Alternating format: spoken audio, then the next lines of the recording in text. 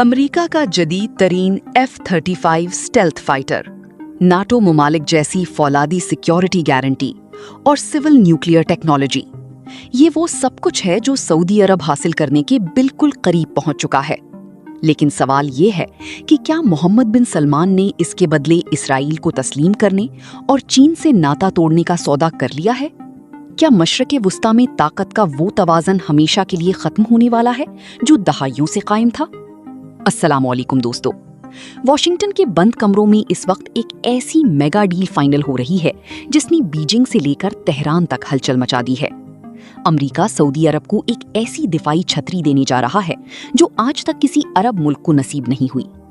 इस मुआहिदे के बाद सऊदी अरब पर हमला अमेरिका पर हमला तसव्वुर होगा। लेकिन याद रही, अमेरिका ये सब कुछ मुफ्त में नहीं कर रहा। व्हाइट हाउस की मेज पर दो ऐसी शर्तें रखी गई हैं जो सऊदी अरब के लिए किसी कड़ी आजमाइश से कम नहीं। पहली शर्त ये है कि सऊदी अरब चीन के साथ अपनी तमाम हसास टेक्नोलॉजी, खास तौर पर 5G नेटवर्क का खात्मा करे, और दूसरी बड़ी शर्त इसराइल के साथ ताल्लुकात की बाकायदा बहाली है।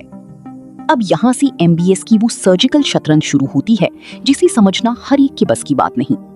एक तरफ अमेरिका का शदीद दबाव है तो दूसरी तरफ चीन जैसा सबसे बड़ा तिजारती पार्टनर जो सऊदी तेल का सबसे बड़ा खरीदार है।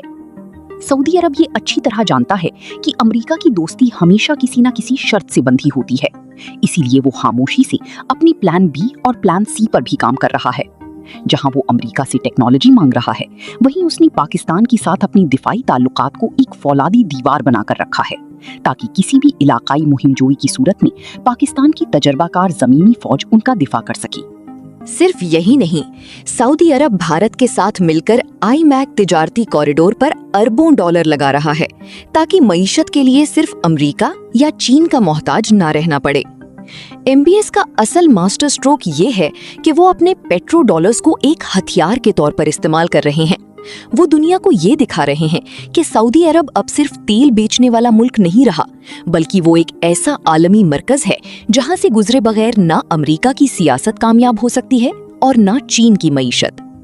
असल सवाल अब भी वही है, क्या मोहम्मद बिन सलमान अपने मुल्क की बका और जदीद हथियारों के लिए फलस्तीन के देरीना मौक़िफ़ पर कोई समझौता करेंगे? क्या वो अमेरिका को अपनी शराइत पर झुकाने में कामयाब हो जाएंगे, या फिर ये दिफाई मुआहिदा सऊदी अरब को किसी नई आलमी सर्द जंग का ईंधन बना देगा? ये एक ऐसा डेडलॉक है जिसे तोड़ने के लिए खरबों डॉलर्स का दांव लग चुका है। आपके ख्याल में क्या सऊदी अरब को F-35 के बदले इसराइल का सौदा करना चाहिए? क्या ये डील खित्ते में अमन लाएगी या तबाही?